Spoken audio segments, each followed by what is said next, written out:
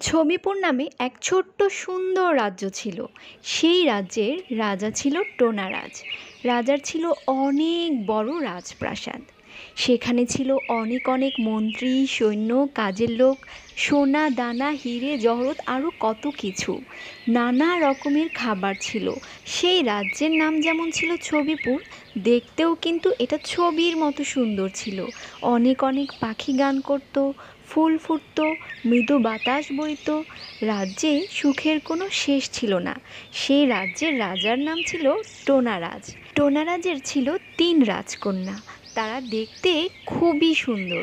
বড় মেয়ের নাম মৌটুনি, মেঝো মেয়ের নাম জলটুনি, আর ছোট মেয়ের নাম ফুলটুনি। মা মা দেখো তো আমায় কেমন লাগছে। তুমি তো অনেক সুন্দর, একদম পরীর মতো। ছোট মেয়ে ফুলটুনি দেখতে যেমন সুন্দর ছিল, তার গুণও কিন্তু ছিল অনেক। সে অনেক সুন্দর করে গান গাইতো। তার গান শুনে বাতাস বইতো, বৃষ্টি আসতো, সূর্য হাসতো, সবাই তাকে অনেক ভালোবাসতো। কিন্তু সেই রাজ্যে এক দুষ্ট খারাপ লোকও ছিল। তার নাম ছিল কালু কাক। দেখতে যেমন কুৎসিত, তার মনটাও ছিল অনেক খারাপ। সে শুধু ভাবতো এই সুখের রাজ্যে কিভাবে দুঃখ আনা যায়। কাকা, এত সুখের রাজ্য, এত সুখের সংসার, সবকিছুতে আমি বিষ মিশিয়ে দিব।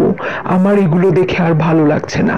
যাই, মহারাজকে একটা কুবুদ্ধি দিয়ে আসি। মহারাজ, আপনি এত বড় রাজা, সবাই আপনাকে অনেক ভালোবাসে, কিন্তু আপনার মেয়েরা কি আপনাকে ভালোবাসে?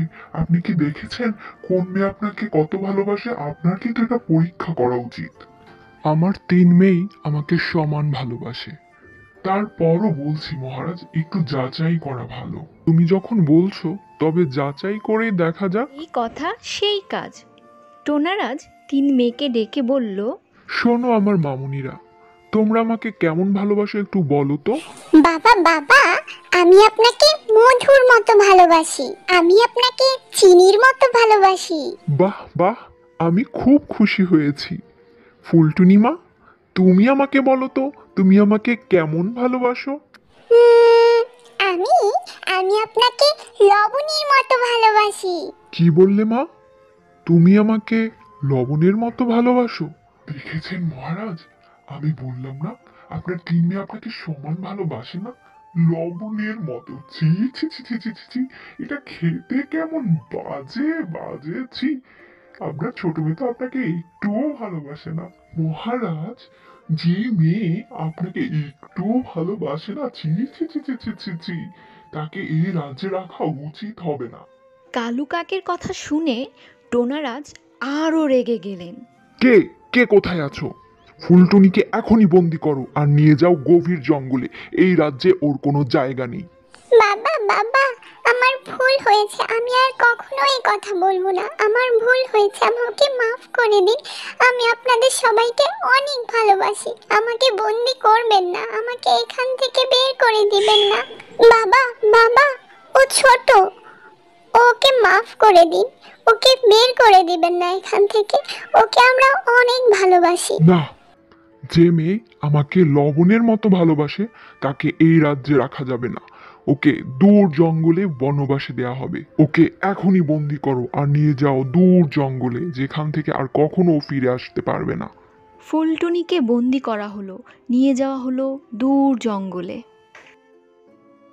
সবাই ফুলটুনির জন্য কাঁদলো, বোনরা কাঁদলো, রাজ্যে যত চাকর বাকর প্রজা সবাই কাঁদলো। রাজ্যের সব সুখ যেন হারিয়ে গেল নিমিষের মধ্যে। এদিকে ফুলটুনিকে রেখে আসা হলো দূর গভীর জঙ্গলে। জঙ্গলে ফুলটুনি একা একা অনেক কষ্টে দুঃখে বড় হতে লাগলো।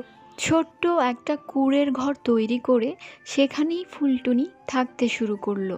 দিনের পর দিন চলে যায়, রাত যায়, মাস যায়, বছর যায়, বছরের পর বছর চলে যায়। ফুলটুনিও অনেক বড় হয়ে যায়। রাজপ্রাসাদে এখনও ফুলটুনির জন্য সবাই কাঁদে, সবাই মন খারাপ করে।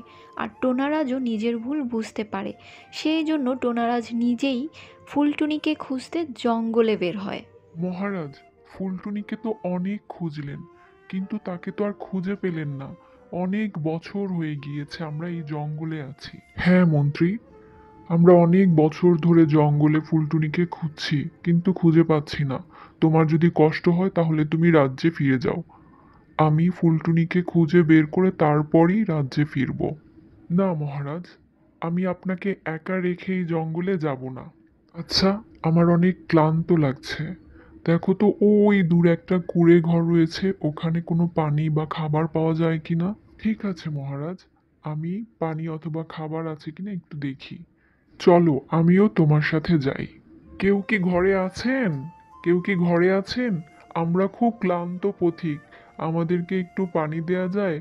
খুবই পিপাসা পেয়েছে। ফুলটুনি তার কুঁড়ের ঘর থেকে বের হয়ে তার বাবাকে দেখে চিনে ফেলল। এ তো আমার বাবা।